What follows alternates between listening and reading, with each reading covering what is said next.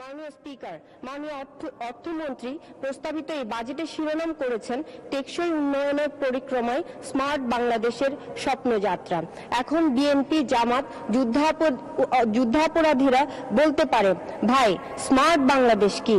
কারণ তারা তো কখনো চিন্তাই করেনি কিভাবে দেশের উন্নয়ন করবে। সেখানে তো ডিজিটাল বাংলাদেশ বা স্মার্ট বাংলাদেশ তো অনেক দূরের কথা। স্মার্ট বাংলাদেশ বলতে একটি আধুনিক প্রযুক্তি নির্ভর এবং টেকসই উন্নয়নশীল বাংলাদেশকে বোঝানো হয়, যেখানে বিশ্বের তথ্য প্রযুক্তির সাথে তাল মিলিয়ে তথ্য ও যোগাযোগ প্রযুক্তি ব্যবহারের মাধ্যমে সমাজে বিভিন্ন ক্ষেত্রে উন্নয়ন করা সম্ভব। এই ধারণাটি মূলত একটি ডিজিটাল ও স্মার্ট সমাজ গঠনের উপর ভিত্তি করে সরকারের প্রশাসনিক কার্যক্রম, শিক্ষা, কৃষি, স্বাস্থ্যসেবা, পরিবহন ও অন্যান্য সেবা খাতগুলো উন্নত প্রযুক্তির মাধ্যমে পরিচালিত করা। আমি ধন্যবাদ জানাই মাননীয় প্রধানমন্ত্রী তথ্য ও প্রযুক্তি বিষয়ক উপদেষ্টা সজীব ওয়াজেদ জয় ভাইকে। মাননীয় স্পিকার, এই বাজেটে একটি জনকল্যাণমুখী বিষয় হচ্ছে সার্বজনীন পেনশন স্কিম, যা সকল নাগরিকের অবসরকালীন আর্থিক মুক্তির একটি সনদ হিসেবে বিবেচিত হবে। এই প্রস্তাবিত এই বাজেটে তামাক পণ্যের মূল্য বৃদ্ধি করা হয়েছে এবং এগুলোর উপর শুল্ক হারও বাড়ানো হয়েছে, যার ফলে তামাকের ব্যবহার হ্রাস, জনসচেতনতা বৃদ্ধি এবং মাননীয় প্রধানমন্ত্রী জননেত্রী শেখ হাসিনার যে অঙ্গীকার 2040 সালের মধ্যে তামাক মুক্ত বাংলাদেশ গড়বেন, সেটারও বাস্তবায়নে অগ্রণী ভূমিকা রাখবে বলে আমি মনে করছি। মাননীয় স্পিকার, বাংলাদেশ আওয়ামী লীগ সরকার যেখানে উন্নত, আধুনিক ও স্মার্ট বাংলাদেশ গড়ার লক্ষ্যে সময় উপযোগী বাজেট বাস্তবায়নের চিন্তা করে, পক্ষান্তরে স্বাধীনতা বিরোধী মৌলবাদীরা দেশকে পিছিয়ে নেওয়ার জন্য ষড়যন্ত্রে লিপ্ত রয়েছে। তারা দেশ ও জনগণের কল্যাণের কথা না ভেবে নিজেদের স্বার্থ নিয়ে ব্যস্ত থাকে, যাদের পরিকল্পনায় সৃষ্ট হয়েছিল 15 আগস্টের মতো জঘন্যতম কালো রাত, 21শে আগস্ট, বাংলা ভাই, 10 ট্রাক অস্ত্র মামলার মতো দেশবিরোধী চক্রান্ত ইত্যাদি ইত্যাদি সহ কথাকথিত হাওয়া ভবনের ইন্ধনে 2001 সালের মতো ক্ষমতা পালাবদলের সাথে সাথে। মাননীয় স্পিকার, আমাকে একটু সময়টা বাড়িয়ে দিতে হবে। আপনি অতিরিক্ত 2 মিনিট বলবেন। পালাবদলের সাথে সাথে আওয়ামী লীগ ও তার অঙ্গ সংগঠনের নেতা কর্মীদের ঘর বাড়ি পোড়ানো, লুটপাট, ভাঙচুর সহ বিভিন্ন অত্যাচার, নির্যাতন, হত্যা, গুম করে যা মনে পড়লে আটকে উঠি। মাননীয় স্পিকার, এর শিকার আমি এবং আমার পরিবারও হয়েছে। যাই হোক, মাননীয় স্পিকার, এই প্রস্তাবিত বাজেটে আসলে শিক্ষার মান, স্বাস্থ্যসেবার উন্নয়ন, কৃষি উন্নয়ন, যোগাযোগ ব্যবস্থার উন্নয়ন সহ অনেক বিষয় উপর গুরুত্ব আরোপ করা হয়েছে।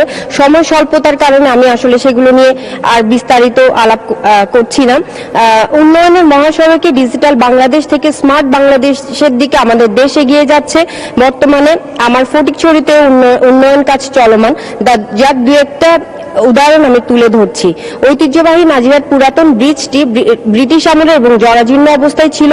আমি বেশ কয়েকবার এই সংসদে আসলে এই বিষয়টি উপস্থাপন করেছি এবং আমাদের জন্য অত্যন্ত আনন্দের খবর হলো এই ব্রিজটি বেইলি ব্রিজ আকারে নতুনভাবে নির্মাণ কাজ আরম্ভ হয়েছে এবং সম্পূর্ণ নতুনভাবে ফটিকছড়ি সুয়াবিল সংযোগে হালদার উপর সিদ্ধাশ্রম সেতুর কাজটিও নতুনভাবে আরম্ভ হয়েছে, যার কারণে আমি মাননীয় প্রধানমন্ত্রীর প্রতি কৃতজ্ঞতা প্রকাশ করছি এবং সংশ্লিষ্ট মন্ত্রণালয়ের প্রতি আমি কৃতজ্ঞতা প্রকাশ করছি এবং ধন্যবাদ জানাচ্ছি।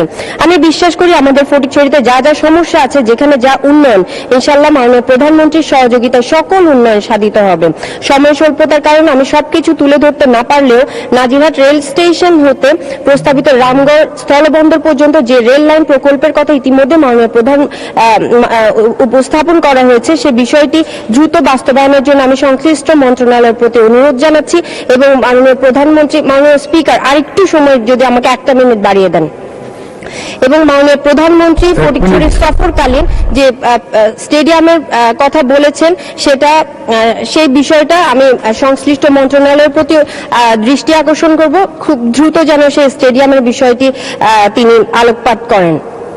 মাননীয় স্পিকার, গতকাল 23শে জুন ছিল বাংলাদেশ আওয়ামী লীগের 75তম প্রতিষ্ঠা বার্ষিকী। শত সংগ্রামে অজস্র গৌরবে স্মার্ট বাংলাদেশ গড়ার প্রত্যয়ে গৌরবময় পথ চলার 75 বছরের আওয়ামী লীগ। আমি ধন্যবাদ ও অভিনন্দন জানাই সে সকল অকুতোভয় বীর সৈনিকদের যাদের রক্ত, শ্রম ও ত্যাগের বিনিময়ে আওয়ামী লীগ আজ জনমানুষের দল হিসেবে পরিণত হয়েছে।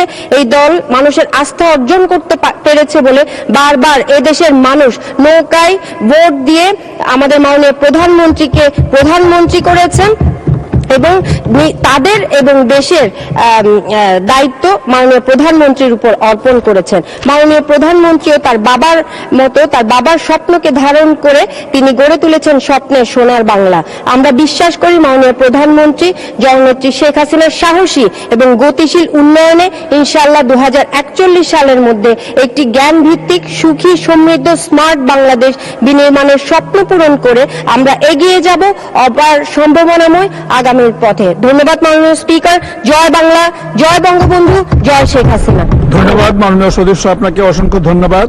আমি এবার আহ্বান জানাবো জনাব জাহাঙ্গীর আলম, 251 কুমিল্লা 3। আপনার সময় 5 মিনিট।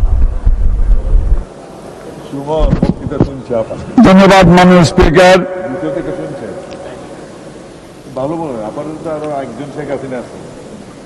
শ্রদ্ধাপূর্ণ চিত্তে 2024-25 অর্থ বছরের প্রস্তাবিত বাজেটের উপর সাধারণ আলোচনা আমাকে সুযোগ দেওয়ার জন্য মাননীয় স্পিকার আপনাকে ধন্যবাদ।